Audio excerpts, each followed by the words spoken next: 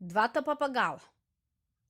Еднаш сонцето тргна на лов и патем најде на едно гнездо во кое имаше два млади папагала.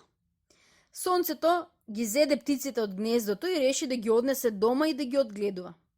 За себе го задржа папагалчето со посветли и пораскошни пердови, а другото му го подари на својот пријател Месечко.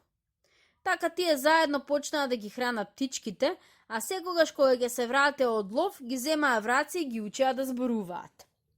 Еден ден, кога сонцето и Месечко отидоа на лов, едното папагалче му рече на другото: "Многу ми е жал за сонцето. Тоа е творец на се што постои на земјата, а штом ќе се врати и од лов, иако е уморено, веднаш почнува да готви храна за себе и за нас. Треба некако да му помогнеме." И одеднаш двете папагалчиња се претворија во две млади девојки и веднаш почнаа да подготвуваат ручек. Додека едната работеше, другата стоеше на влезот и внимаваше да не се појават сонцето и Месечко. Кога тие се приближија до куќата, уште оддалеку го слушнаа тропањето на толчникот во аванот, како некој да мели жито. Но кога веќе сосем се приближија до куќата, тропањето одеднаш престана. Кога влегоа внатре, видеа дека ручекот готов, а двете папагалчиња како и обично си стоеа во своите кафеси. Сонцето и Месечко ја прегледаа целата куќа и забележаа дека на подот има човечки траги. Тоа многу ги исплаши, бидејќи надвор не најдоа никакви траги. Беше очигледно дека некој одел само во внатрешноста на куќата, а како стигнал таму беше тајно. И истото се повторуваше уште неколку денови и еден ден сонцето му рече на својот пријател: "Ајде да се скриеме во грамушките покрај шумата. Штом ќе го чуеме чукањето на толчникот, веднаш со трчање ќе влеземе внатре. Ти од едната, а јас од другата страна."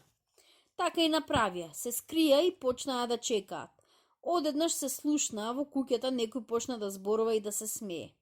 Штом го слушнаа тропањето на толчникот, тие од двете страни се втурнаа во куќата.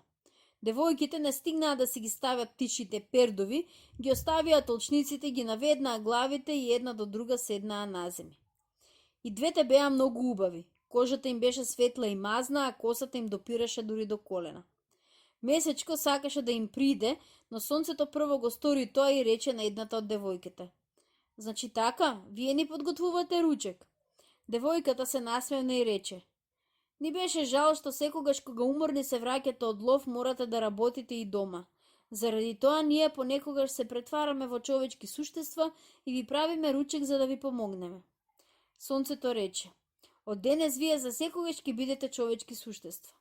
А девојката му одговори: "Вие договорете се која девојка чија жена ќе биде." Сонцето веднаш рече: "Ти ќе бидеш моја", а Месечко и рече на другата: "Ти си моја." Потоа тие ги подготвија постелите и за своите жени и сите заедно среќно си живееја.